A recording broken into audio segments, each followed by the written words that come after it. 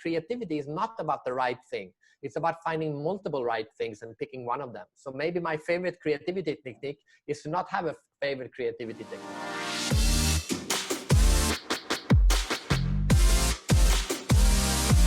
Hey guys, welcome to the Live Your Legacy podcast. The goal of our show is to connect you to people and concepts that have made a tremendous impact on the lives of others so that you can create a 1-degree shift in your life and live a legacy. My name is Darius, and today we're diving deep into creativity.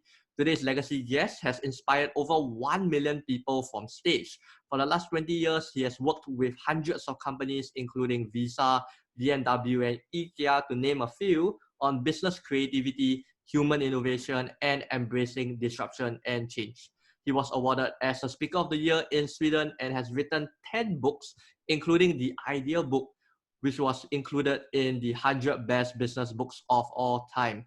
While some speakers claim that they are global, few match this guy over here. He has given over 2,000 speeches in 67 countries across 6 continents of the world, and usually speaks in 20 to 30 countries a year. If you are in need of a creativity and innovation fix, this is your go-to guy. Introducing the man all about creativity, Fredrik Haren. Welcome to the show. Thank you very much. Nice introduction. Okay, let's dive in deep into what really started with this whole passion of creativity. So my question is, where did this passion of pushing the limits of creativity come from in your life? Well, I guess if you want to go far enough back, I think you can identify the fact that I have an identical twin brother, which is very unusual. And if you don't have it, I'm going to assume you're not a twin. But so I'm going to tell you what it is. To have a twin brother when you grow up, I mean identical twin brother, because technically it's the same DNA and it's the same environment you grow. So it's both nurture and nature is exactly the same, right? If you grow up in the same family. So being a twin is like 1/3 a sibling, 1/3 your best friend, and 1/3 yourself, if you can imagine this.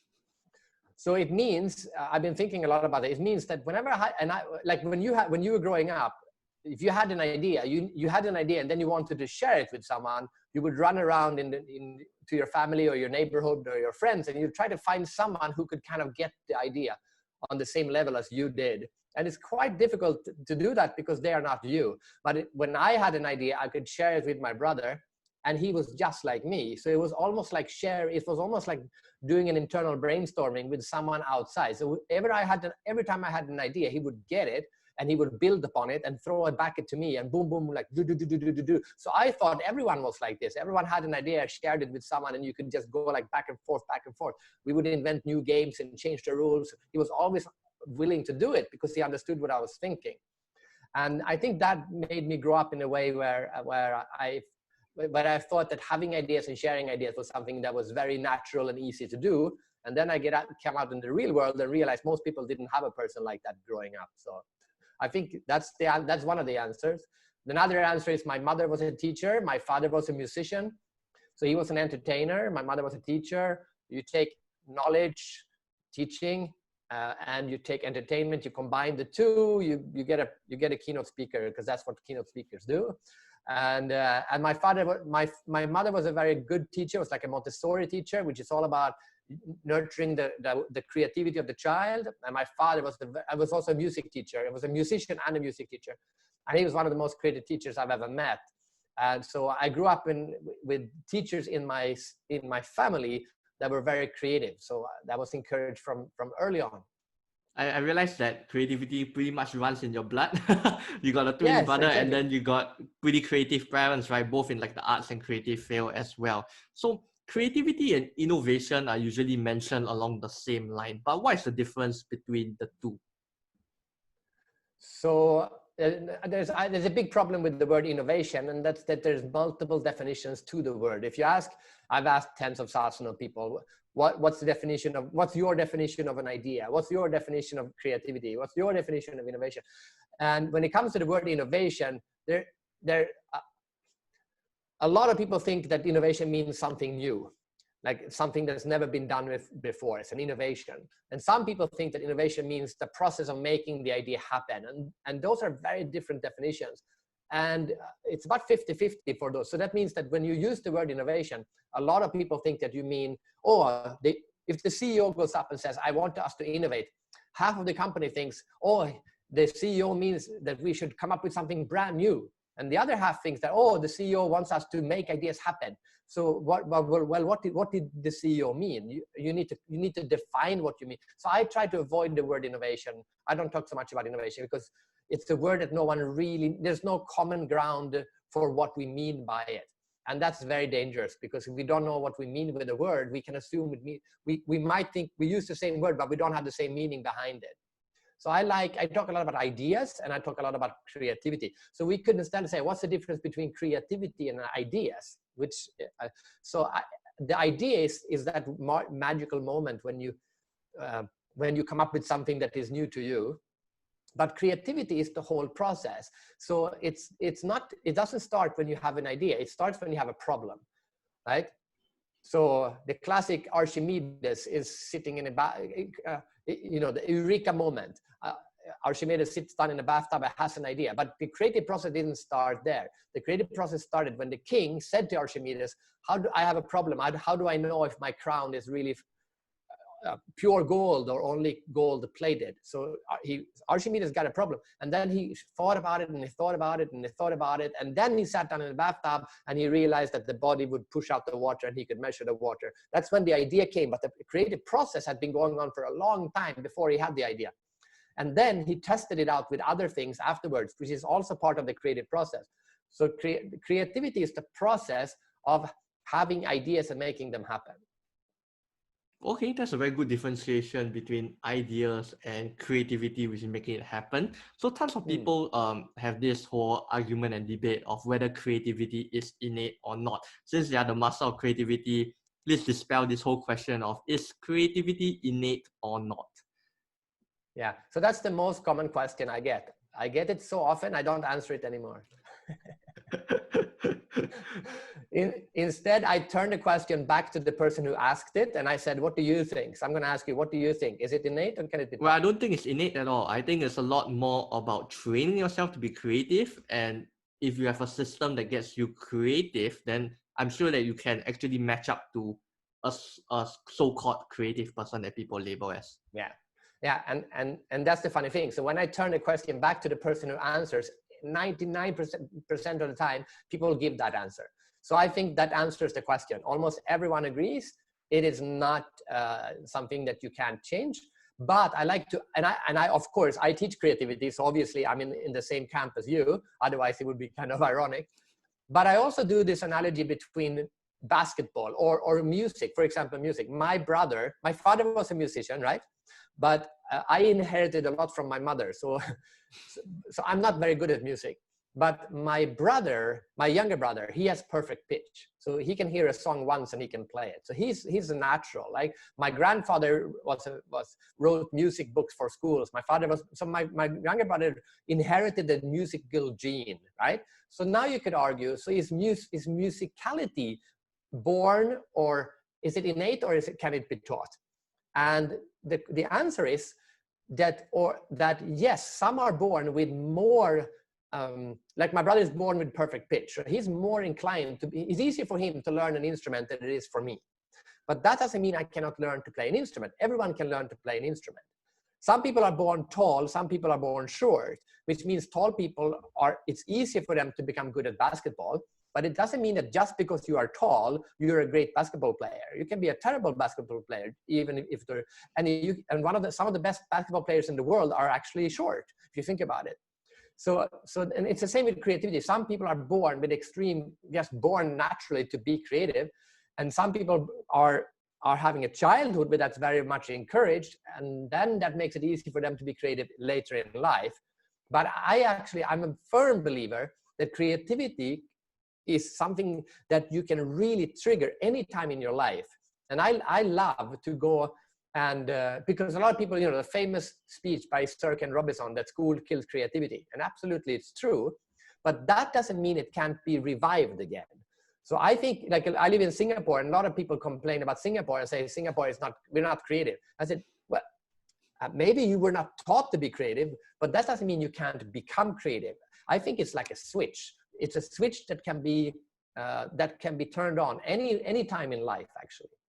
Okay, so let's dive in more into that switch, right? And before that, I would just really want to say, I think talking about creativity, whether innate or it's trained, right? I think it has a lot to do with mindset as well, right? That is the difference between like what Carol Dweck say is a growth mindset or fixed mindset. If you think that it can't be changed, then it won't be changed. But if you think that your skills and ability can be improved, they can be improved. So let's dive into more of that switch that you're talking about. How do we actually train ourselves to be more creative and flick the switch back on, like what you said? Yes, maybe I can quote my father again. So my father, because he was teaching music, right? So he had this quote where he said, you can teach any child to play an instrument, because every year he would get 20 new kids coming in, and he had to teach them to play the harmonica, right? And some were just terrible, and some could do it after one lesson, right? But he said, it doesn't matter how bad they are. I can teach anyone to play an instrument. Like, you need to put your fingers like this, you need to blow like this, and then at the end of the semester, they could all play in a concert together, right? You can teach anyone to play an instrument, but the only way to make someone a musician is through inspiration. So he said, like, Michael Jackson would, as a child, was pushed by his parents to become music. But Michael Jackson didn't become Michael Jackson because his parents pushed him. They became Michael Jackson because he was looking at, like, well, how did Fred Astaire do it? How did Frank Sinatra do it? Like, he learning dancing, and he looked at all the greats, and he would take things from them and say, wow, that's great, that's great, that's great. And then Mick Jagger is not a very good singer if you think about it, but he's a great musician because he inspires more people to become musicians than someone who has perfect pitch and sings every tone perfectly. So, and it's very true for creativity. I think creativity, more than anything else, is inspired. You see someone do something creative. It can be that you watch a YouTube video of someone, I don't know, painting cars with Post-it notes or something, and you say, wow, that's really cool. And then you go and do something else with Post-it notes. You're not going to do that idea. You're just inspired by someone doing something creative. So inspiration is extremely important for creativity. Okay, and you talk about inspiration, right? Where do you go for like a constant source of inspiration? I'm quite sure that you don't like go over, or do you actually go over the place to find inspiration for yourself? Yeah, so it depends who you are as a person. So for me, my inner theme, like we can talk, my inner theme, like the theme that drives me is humanity to the power of ideas. So humanity to the power of ideas. And that means I believe in the potential of humanity, and I believe in the power of human creativity, right? So for me, I'm very interested in creativity on a global human perspective. I want to learn from everyone. That's why I go literally everywhere to look for inspiration about creativity. I was in North Korea in August. What can we learn about creativity from the North Koreans? I go to Mongolia. I go to a paper artist in Thailand. I interviewed just a couple of days ago. I interviewed the hostage negotiator at Scotland Yard. What can we learn about creativity from a hostage negotiator from Scotland Yard? So I go to the most unexpected places because I define myself as the creativity explorer. So I want to go and explore creativity where we haven't explored it so much before. I go to Silicon Valley too, but I don't go there. I don't go to the traditional innovation hubs. I want to go to the places where we haven't studied creativity so much and say, what can we learn about creativity from these areas? Because I think we can learn about human creativity from all kinds of humans. I think creativity is in every nation, in every culture, in every industry, and I want to study it where it hasn't been studied so much. And I learned a lot about creativity in North Korea and in or anywhere I go. Okay, so now you're talking about you exploring your places and your ideas, right? Do like run us through how do you stem from inspiration to an idea, and maybe use an example that you had traveling to North Korea or some other country. Yeah, so my point is that for me, I need to go all over the place so now in the lockdown, for example, I've been doing a lot of Zoom calls. I think in the last months, I interviewed 24 different people in 10 different countries on 3 continents on how they look at creativity, because I can't just sit. So I need to do this. But you don't need to do that. It depends where I get my inspiration from, meeting as many different people from many different countries and cultures as possible. That's my thing. I've been speaking in 70 countries. I've researched creativity in 50 countries. That's what I do. But I do that. This year is a crazy year, so let's skip this year. But normally I do that about 8 to 10 months per year. And then 2 to 4 months per year, I don't travel at all. So I have an island in Sweden. So 2 months every summer, except this summer. But every summer we go, our family, we go to we have a private island, and for 2 months, I just sit on this island and I don't travel. I hardly use the internet. I just play with my kids, because that's when my brain looks at all of those different people that I met and all this different input that I got. And then I can combine those things and have new ideas. So you have to remember that inspiration means to breathe in. Right? Literally, inspiration means to breathe in. It's a medical term. And then you have perspiration, you breathe out, right? So if you're constantly being inspired, you can never breathe out. And to breathe out is to be creative. Creative, to create something, is output. So a lot of people do the mistake that they're constantly looking for inspiration all the time. But if you do that, you never have time to actually, like you read 1 book a week, every week, because you want all the novels. You're all constantly reading, but you want to write a book. But when are you going to write it, right? So I do my same thing. I do interview after I interview hundreds, thousands of people, and I collect material. But then I go away and I sit on a beach somewhere for 2 weeks, and I just write. And that's when I breathe out. That's when the creativity comes, the output comes. Now, you need to balance that. Well, it seems like you're doing more of reflection. Am I right? Correct me if I'm wrong. You're doing more of reflections. It's 2 different things. So the inspiration. So when you stop the inspiration, you get the reflection time. Like everyone knows that the really best ideas come when you are like meditating or sleeping or in a trance, or like almost falling asleep, or sitting in a train looking out of the window. So really, really good ideas come when you're not bombarded by input, right? So that's one thing. But you need to get all that inspiration first. Otherwise, your brain has nothing to connect. So that's one of the reasons why you need to take the off time and just do nothing. And the other one is that you need to take off time so that you can create. If you're a writer, you need to just write that book. And then when you're in writing phase, it's not about meditating or reflecting. It's about getting the book, write 10,000 words every day, like get something out. So otherwise you're not creating anything. It's kind of like those entrepreneurs who are going to all the entrepreneurs conferences, but they never start a company. It's the same thing. Like is enough with the conferences, start a company, right? Create something. That's very interesting, because your way of getting creativity and getting inspiration, right, is very, very different from other people. Like what you say, right? For you personally, yourself, you're going to go to different countries because you call yourself a creative explorer, right? So how do the people listening right now, how are they going to find their own, how do they find their own inspiration? How do they find their own creative process?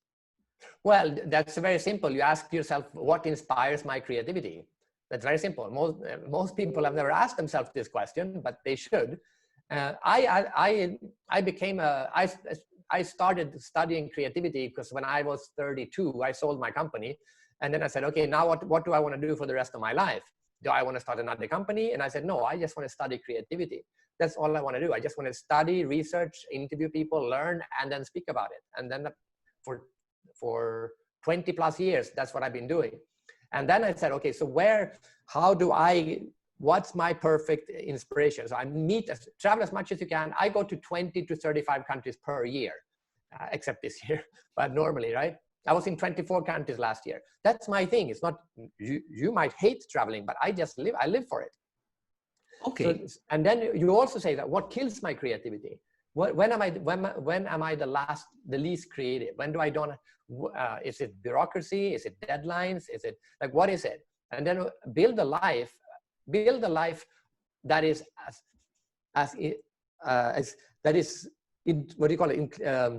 that fertilizes your creativity. It's not like, for example, stress kills my creativity. So I have built my whole life around not having stress, which means, for example, when my kids were growing up, we had 2 helpers, not because we needed 2 helpers, but because I said, you know what, I'm never going to be stressed about the fact that I can't go to this meeting because I need to pick up my son. So we had 2 helpers even when we didn't need 2 helpers. It was like a bit of an overkill, but it made my home life super unstressed.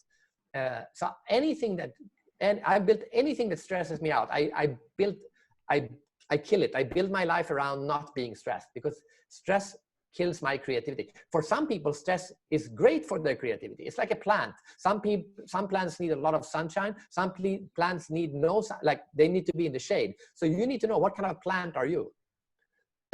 Are you one that are being triggered by Apollo 13? There's a huge problem. There's stress, and then people got together and were super creative. So some people are like this. So think about what kind of creative process drives you, what inspires you, what makes you create. Ask yourself these questions and build your life that way. And most people don't. That's very interesting, the questions that you ask, and it's just very frank and straightforward, right? Sometimes we don't actually ask ourselves the question of where do we get most of our inspiration to create, right, things and ideas. So in one of your best-selling books, The Idea Book, right, there's a lot of creativity prompts in there, I've seen. What do you think are like the 3 top creativity exercises for you to start ideating and through your whole creative process? Okay, so I don't have a favorite anything. If you ask me what's my favorite city or my favorite song or my favorite entrepreneur or mentor or anything, I don't have anyone like that. I don't believe in the concept of having a favorite. I have one wife, I'm very happy with that. But apart from that, I don't have favorites. So I don't, like if you ask me what's the most inspiring person you've interviewed, I go like the one I interviewed last week. Like it's always the one. So I don't like favorites. I don't even like to teach, like my book, like you said, the Idea Book has 63 different exercises in it, because I don't believe that creativity is like one, like you have to use 6 thinking hats, or you have to use brainstorming, or you have to use mind mapping. And say, you know what, let's use all of them and let's try all of them and then figure out which one works for you. I hate mind mapping. I think it's stupid. I've read all the books, I've tried it. It doesn't work for my brain. So I mean, kudos to Tuna Bazan, but it's a great technique, but not for everyone. So stop pushing this idea that you need to mind map. You don't need to mind map. Some people should mind map, some people should not.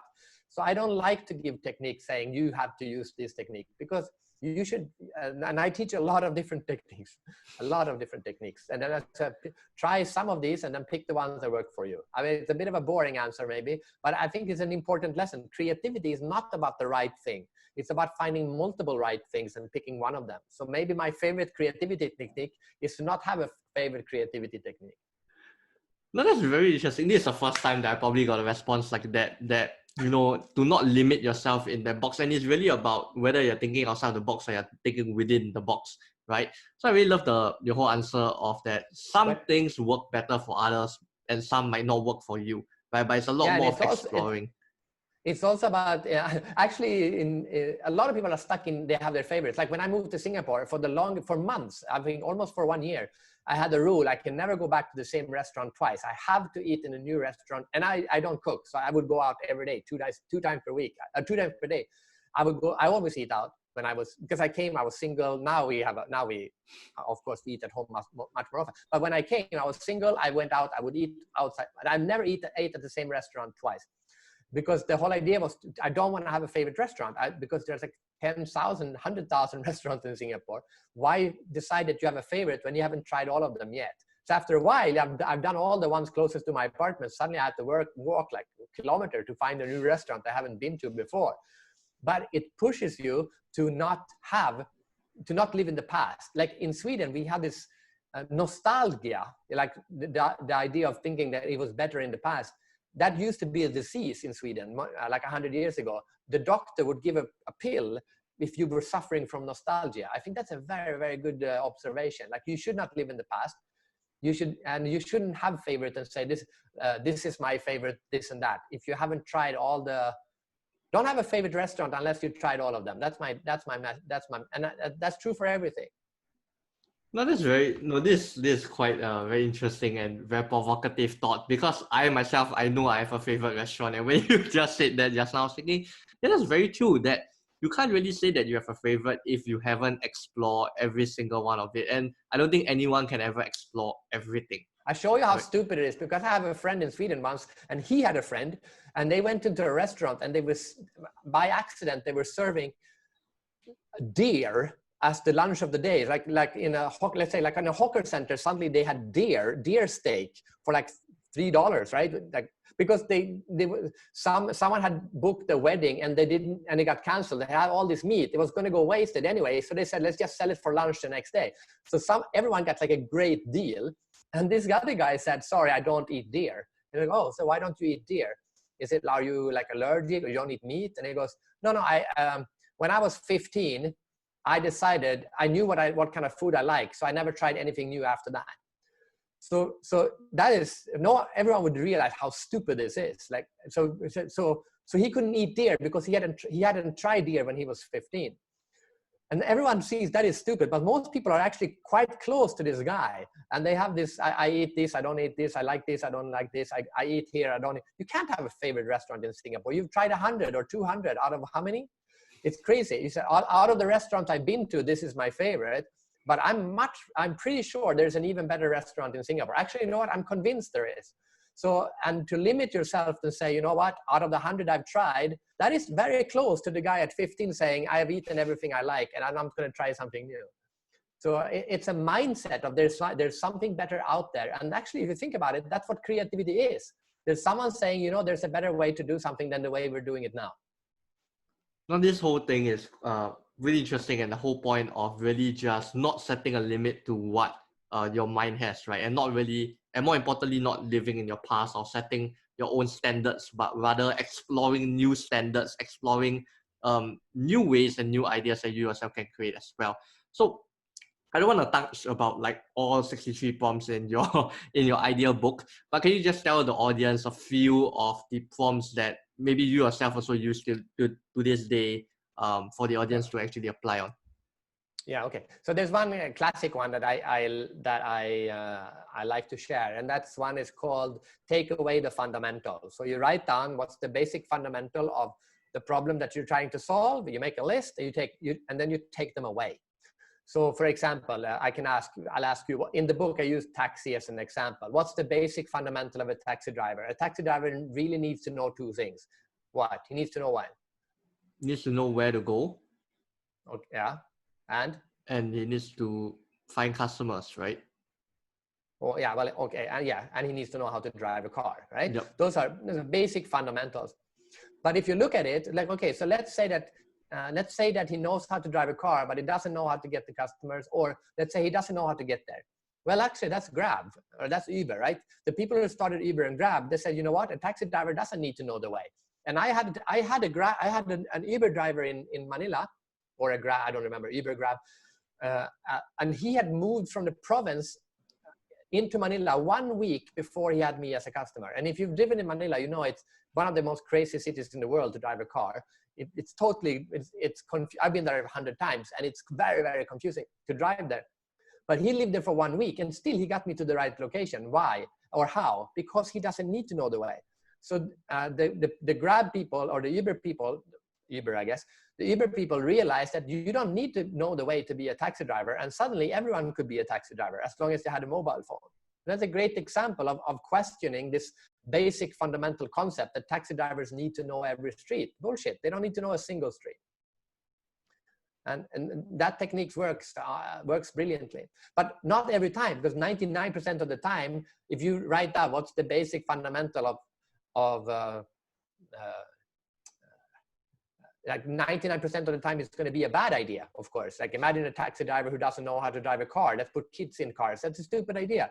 But once in a while, this technique works really, really well, because you venture into an area that almost no one else has gone to, because they think all ideas here are stupid. But the Uber idea is actually a great example that it wasn't stupid to go there. So that's a very simple technique that doesn't work most of the time, but when it works really, really well. I use when I do speeches, I use this. You were mentioning IKEA, so I use this example. IKEA used this technique on their basket. Have you been to IKEA? Yep, have been. Yeah. Okay. So when you go into IKEA, where are the baskets? baskets all the way at the back, right? All the way at the back. Actually, they're everywhere. Actually, they're not baskets, they're bags. Oh, So bags. first Yeah, of all, bags is everywhere. first they question, do they really have to be baskets? What if they are bags? But then they question, where are baskets in a store? And everyone says they should be in the beginning. But they are in IKEA, they are not at the beginning, they are everywhere. And why are they everywhere? Because when people walk into this IKEA, they don't take a bag because they think they're just going to buy like 2 or 3 things. But then they go in and they pick up more and more things, and suddenly they are in the middle of the store, and now their hands are full, and this is when they wish they had a bag. And what do IKEA have right there? They have bags. And then you're almost at the end of IKEA. What do IKEA have at the end of the store? They have the trolleys. There are no trolleys in the beginning of the store. The trolleys are at 80%. When you've gone through 80% of the store, that's where the trolley, because that's when people need the trolleys. So IKEA questioned where, and also Decathlon did the same thing. In the Decathlon, there are baskets in every aisle, right? So it works for IKEA and it works for Decathlon. So why doesn't all stores put bags a little bit everywhere in the store? It's a perfect example of just questioning the most fundamental thing. Of course, the baskets have to be in the beginning. Well, what if they were not? Now that's really interesting, questioning the fundamentals, because tons of us always stick to fundamentals like a rule, and it's like, I think it's because maybe, I'm not sure if in other countries, but maybe in Singapore, like everything is always go by the book, go by the fundamentals. Yeah. And then because of that, we grow up and then we start thinking every of our idea actually stems from fundamentals, right? Instead of stemming an idea from questioning the fundamentals. So this was something that's very interesting they brought up, which is really just dissecting out the fundamentals and questioning the fundamentals rather than coming up with ideas from the fundamentals itself. Okay, so yeah, because every idea is basically breaking the rule book, right? That even if it breaks it a little bit or it breaks it a lot, but every new idea breaks the rule book, or the playbook, maybe we should call it, breaks the playbook a little bit, and then we rewrite the playbook, and then someone breaks it again. That's true for science, it's true for entrepreneurship, it's true for everything. Now, you talk about this whole thing on the playbook and really just exceeding that norm or just breaking that rule, right? Like you said, how do we know? Like sometimes there might be people who are really like breaking it way too far, and maybe that idea isn't even, the idea may not even work, right? Now, how do we know that, we're breaking that rule way too far and taking it too far? Well, first of all, we don't. Second of all, the risk is not that big. Most people are, I would argue, are not like, this is doing everything the way we've always been doing it. And this is, let's say, never changing everything is 0. Always changing everything is 100. Okay. And of course, not even I say that we should be at 100. I don't want to come up with a new way of putting on my clothes every day I wake up and never dress in the same way ever. Okay, that's stupid. Some people might say it's stupid to go to a new restaurant every time, right? But if questioning everything all the time is 100 and never questioning everything is 0, most people are, I would say, at 30. And I'm not saying we should go to 100. I'm saying let's go to 35. Let's question a little bit more. Let's question a little bit of let's question a few more things. And I'm not even saying change more things. I'm just saying questioning more things, because questioning something is not dangerous. People are like, what would happen if we question everything? Nothing would happen if we question everything. It only happens when we change things. So I'm not even saying we should change everything. I say we should question everything. And then we can decide, you know what?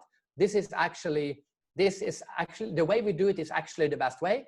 So let's continue to do it that way. But we should always question why we do something. The best thing that ever happened to me was to leave Sweden and move to China, and then leave China and move to Singapore. Because when you leave your home country, you realize how many of the decisions that you think you are taking by yourself are actually being taken by your culture. So I give you this is a story I love to tell. So when I moved to China, the first few weeks I was there, I moved there, I was single, I didn't know anyone, I didn't speak the language, I had no friends. I just landed in Beijing and I was by myself.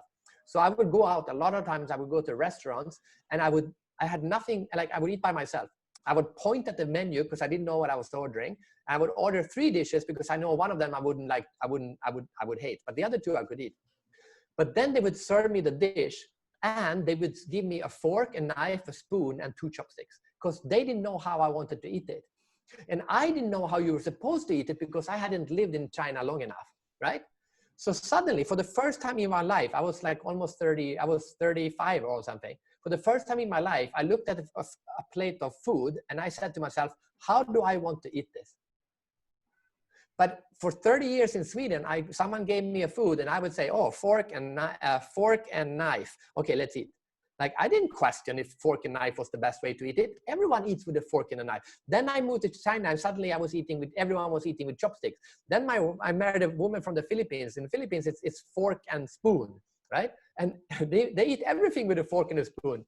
So now which one, but no one questions it. But because I've done all 3 now, when I'm served food, how do I want to eat this? And maybe I will eat it with 1 fork and 1 chopstick. You know, I will try. I will come up with the best way of eating it. I question those basic, almost like, it's not laws of nature, but it's laws of culture. It's almost like gravity. Like it's a law. It's a law of nature. It's a law of culture. It's so ingrained in us that we assume, if we are Chinese, that we should eat with chopsticks because chopsticks are the best. No, they are not. Very often they are not. And you should eat with chopsticks a lot of things. Like soup with chopsticks is a very bad idea, and still you do it. Come on, get a spoon. But and in Sweden, we do a lot of those things. But by moving out, I took my own decision and I questioned how I wanted to eat something. And it's huge. It's extremely liberating. Now, then that brings up a whole new question of like how culture really kind of makes us focus and fixate on a particular set of norms rather than breaking out their norms and the rules. Yeah. Right? I mean, and culture and tradition is great. I'm not saying it's not a good thing, and a lot of people look at this and say, oh, fine, all our national dishes are gone and now it's all Starbucks and McDonald's. I don't like that. I think that's stupid. I want to have a lot of different choices, but I love the idea that I can eat Thai food and Japanese food and Italian food. I like the variety of it. And I always say that culture, the way we do it is great. It goes back to the questioning, but we should look, what are they doing in another culture? And if that is better than what we have been doing, for God's sake, let's change. Let's do it better, right? There is no reason to keep something in your culture when there is proof that there's a better way of doing it somewhere else. Like, I give you another example. My wife is Filipino, I'm Swedish, right? So we got married, and now we had kids. If I married a Swedish woman, we would not have a discussion. We would say, okay, let's raise our kids like you're supposed to raise them, which means like we raise kids in Sweden, which is very different from how you do it in the Philippines, right? Philippines is a religious country, Sweden is not. In Sweden, you never hit your kids. It's unheard of. We were the first country in the world to ban hitting kids. Or our kids are born in Singapore, so should we raise them Swedish way? Should we raise them Filipino way? Or should we raise them Singaporean way, right? Should we hit our kids or should we not hit our kids? In Sweden, I wouldn't even have that discussion. It's just, we would just assume you don't hit kids. But now, because my wife is from the Philippines and she was hit a lot growing up by her grandmother. So now we have to have our discussion. Should we hit kids? Should we not hit kids? What is the advantage of hitting kids? What's the advantage of not hitting kids? And now we have to argue back and forth, not argue as in fighting. We have to provide arguments for why should we hit or should we not hit. In Sweden, we don't have respect for all people. In Asia, you have respect for all people. And suddenly, now we can say, you know what? I like the Asian way. So let's teach our kids to have respect for all people. So we don't hit our kids, we do the Swedish way, but we teach respect for all people, we do the Asian way. And we take the best of both, which means my kids are growing up better than if they would have grown up in the Philippines or if they would have been grown up in Sweden.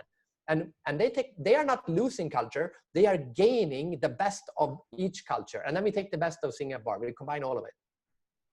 I think you really touched on a new lens of growth, because usually when people say like, oh, I want to grow further, right? I want to grow further as a person. Then we start asking ourselves questions of like, oh, what can I improve on and things like that. But your way of growth is through creativity, which brings up a new lens on questioning things and questioning almost like for you, right? It's quite amazing that you question almost every single thing that you do. Yeah. Like I know for myself that I probably, in terms of my subconscious mind, maybe my subconscious mind questions, but I know I don't consciously question a lot of things that I do.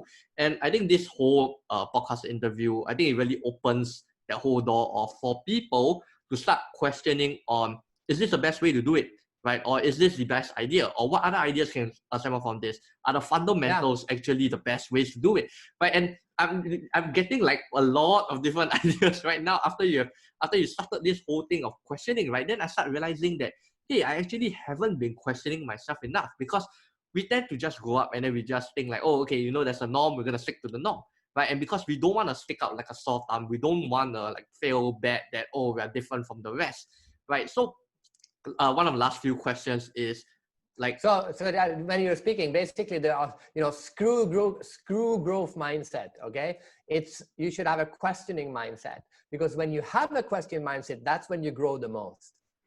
Because if growth mindset, a lot of people look at growth mindset and said, oh, I can't play the piano yet. That's not people might look at that and say that's a growth mindset, but a questioning mindset it makes you grow much more. Because then you might say, you know what, maybe why should I play the piano? Maybe I should play the saxophone. Maybe I should take a saxophone and a piano, combine the two and build a new instrument that no one has ever played before. That you will grow much more with a questioning mindset than you will with a growth mindset. That's very interesting. And then one of my last few questions is a lot about like standing out as a person, because let's say for you, right, you have very, very, very different views from other people as well. I mean, for people who are younger, right? People who are in their 20s and 30s, we always tend to like stick towards a norm, and we don't want to like stand out and go like, oh, these are my ideas. And like, I mean, I'm not sure in your country, but I'm quite sure in Singapore, it's not comfortable, right, for us to go out of the norm and say like, hey, why are you doing this, right? We should totally do this whole crazy new idea, right? And it might not be very easy for people who are it's not very easy for people who are uncomfortable to voice out their opinions of like, oh, let's try out this new idea and let's try out this new idea, and voicing out to their team. So how do we go about becoming more natural and becoming more comfortable with okay, standing out? I understand the question. I don't agree with the premise though. I think young people are much better at young people per definition question. That is what they do. If you look at a lot of great innovations, like I grew up during the internet revolution. I started my first internet company when I was 27. The whole internet revolution, like the founders of Google, the founders of Yahoo, the founders of Apple, like what's the common denominator? They quit university. And they saw something that the older generation didn't see, and they said, you know what? Why are businesses not using computers? Why are businesses not using the internet? Right? So they questioned the status quo, and they had enough knowledge about how the world worked, but they also saw the new possibilities, and they say, why isn't anyone using the internet? Okay, I'll do it then. So I think for sure you are. If you don't question, it's when you're young that you are better positioned. You question more things when you're young than when you're old.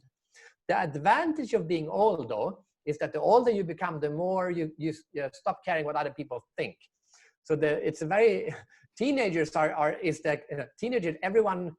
teenagers questions everything at the same time they want to be like everyone else. So there's a huge human paradox in that.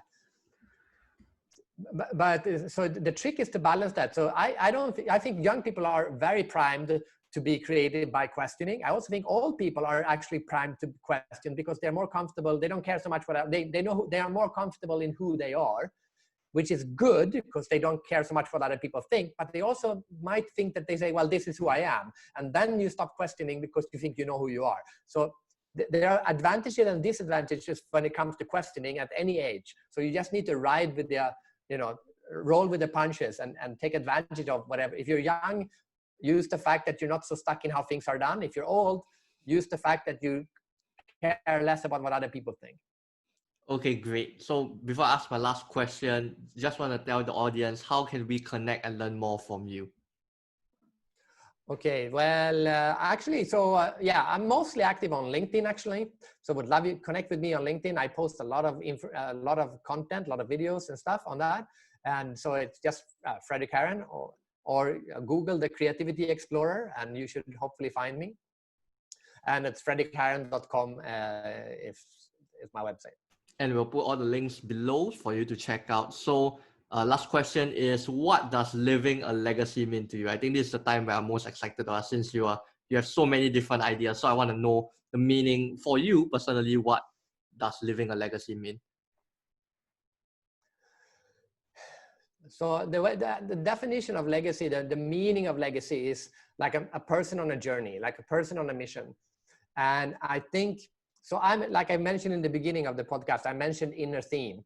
So the inner theme is a universal message that everyone needs to hear, but only you can deliver. So it's something that everyone should hear, but only you can deliver it. So my inner theme is humanity to the power of ideas. Everyone, I believe that every human being should have the potential to reach their full creative potential. Like that's a universal message. Everyone should be as creative as possible, and everyone should share their best ideas with everyone, and everyone should pick up the best ideas from everyone else. If we did that, the world would be a much better place. That's a universal message. Everyone agrees with it. But I believe I'm the best position to do that because I've been studying creativity for over 20 years, and I've done it globally on a human scale, and go to 20, 30, 40, 35 countries per year and interview thousands of people around. And there are very few people who have studied creativity on such a broad human, such a broad human place. So everything that I do, like why am I on this podcast? Because you want to interview me about creativity. And I think that the people who follow you and want to learn about creativity, if I can inspire them to be more creative, it's in line with my humanity to the power of ideas mission. And then my definition is that I'm the creativity explorer, and to explore means to venture into unknown territory in order to learn more about something. And I want to venture into the unknown territories of human creativity and learn more about it. So if I die, when I die, and people look back and say, well, Fredrik found out new things about creativity and spread that to a lot of people, to make them feel that they should push their own creativity, that they should reach their full or discover their full creative potential, then that's my legacy. Okay, great. Really great response. And I think that's a very well wrapped up episode as well. Thanks for being on the podcast, Fredrik. If you guys enjoyed this podcast, a lot about creativity, a lot about questioning, a lot about thinking beyond the norms and questioning and breaking down the fundamentals, do make sure to check out Fedrik at fedrikharen.com. And if you enjoyed this podcast, do make sure to like, subscribe, and leave a review on what your biggest takeaways are. Until the next episode, start living your legacy, my friends.